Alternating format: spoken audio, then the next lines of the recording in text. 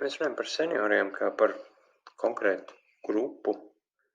tad jāņem vērā vairākas lietas. Pirmā lieta jau pat par sevi, ka tāda senioru grupa, kas būtu homogēna, tā īsti nemaz nav. Tajā pašā laikā ir vairāki dominējoši modeļi, kādas ir ekspektācijas pret senioriem. Piemēram, dominējošs modelis šobrīd arī politikas diskusijās ir par to, ka senioram ir jābūt aktīvam, neatkarīgam un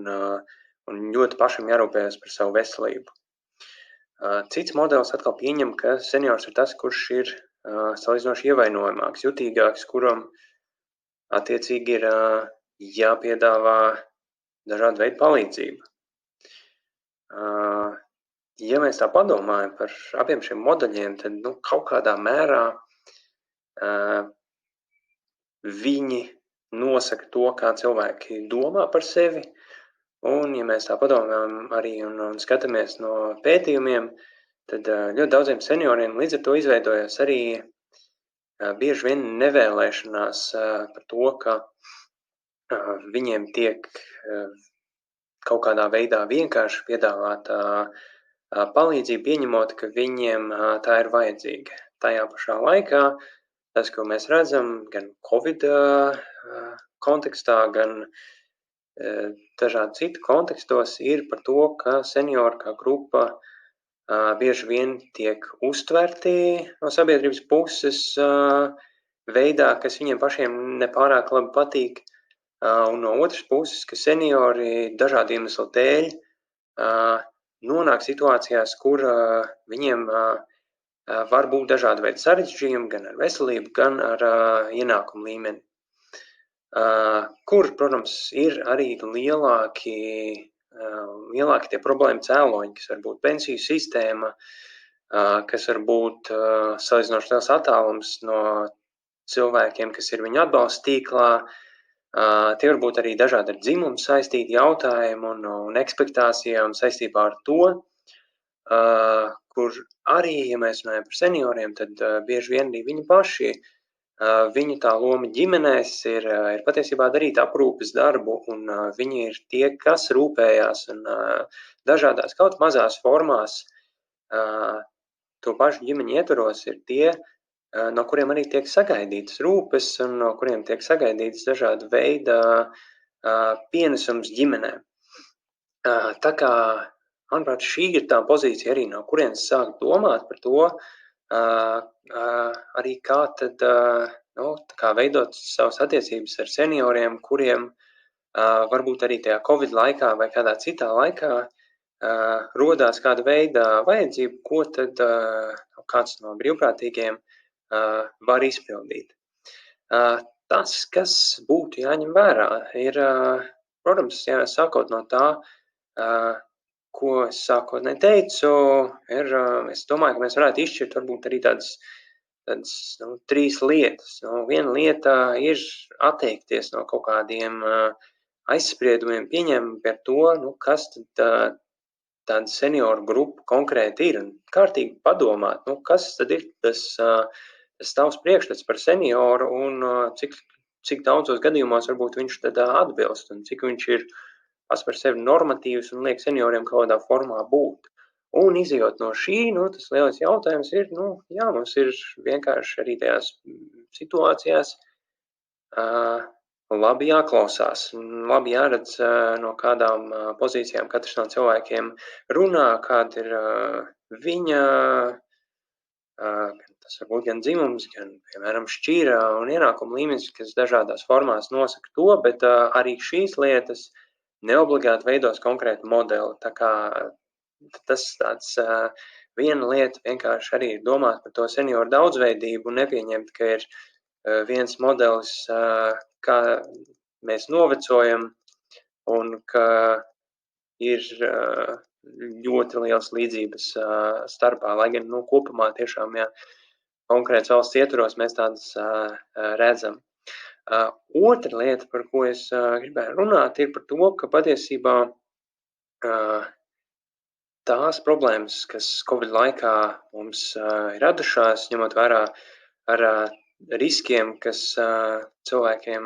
gan vecuma ziņā, gan dažādu citu saslimšanu ziņā ir nevienlīdzīgi izplatījis potenciālos komplikāciju riskus. To formu, kurā mēs kādam varam asistēt, vislabāk ir sākt no tādas solidāras pozīcijas, ka tā ir mūsu kolektīvā, tas ir mūsu kolektīvais jautājums. Un tas izpaužās patiesībā arī tajā, ka tajā pozīcijā, ko ieņemot kā brīvprātīgais, mēs nepieņemam, ka mēs esam tas vienkārši, kurš palīdz, bet ka mēs esam attiecībās, un esot attiecībās, pati tās ir tikai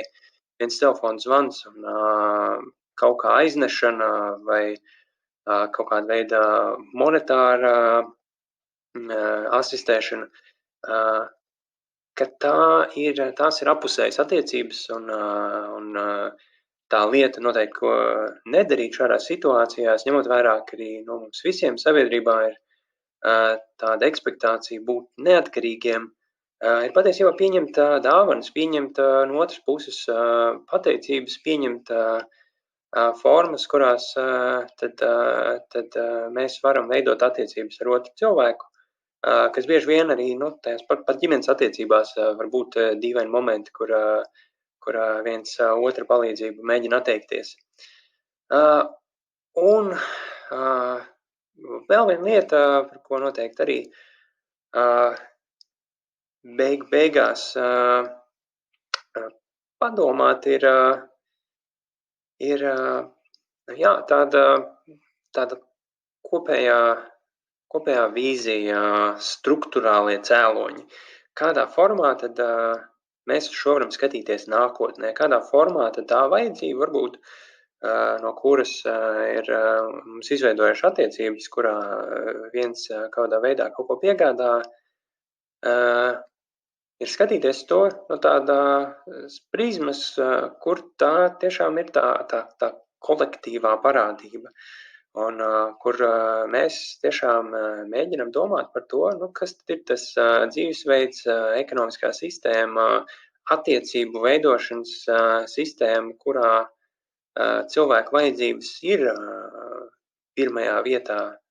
Šajā gadījumā tiešām cilvēki arī, kuri var būt nonākuši tajās situācijās, kur kaut kāda veida ievainojumība šajā laikā viņiem izpaužas mazliet vairāk nekā citiem, un tas arī nozīmē, ka to, ko citi var darīt,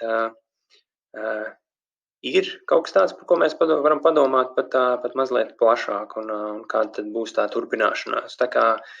tādas 3 lietas, padomāt par to, kā klausīties, un padomāt par saviem aizspriedumiem un izdomāt, kādās formās tad mēs varam noskaidrot tās lietas un vajadzības, kas ir, un pievērst uzmanību tām attiecībām, kuras mēs veidojam, lai cik mazs varbūt arī pat tas moments būtu. Otrā lieta tiešām arī pieņemt to savstarpējību, ka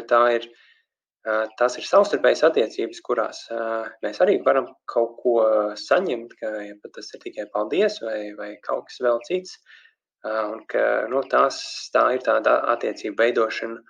Un trešais, padomāt bišķiņ plašāk to kontekstu, kas ir tie apstākļi, no kuriem šīs vajadzības ir radušās, un attiecīgi jautāt lietas un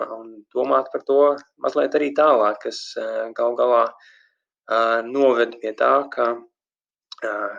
visas šīs iniciatīvas tiek kādā formā arī tālāk risinātas.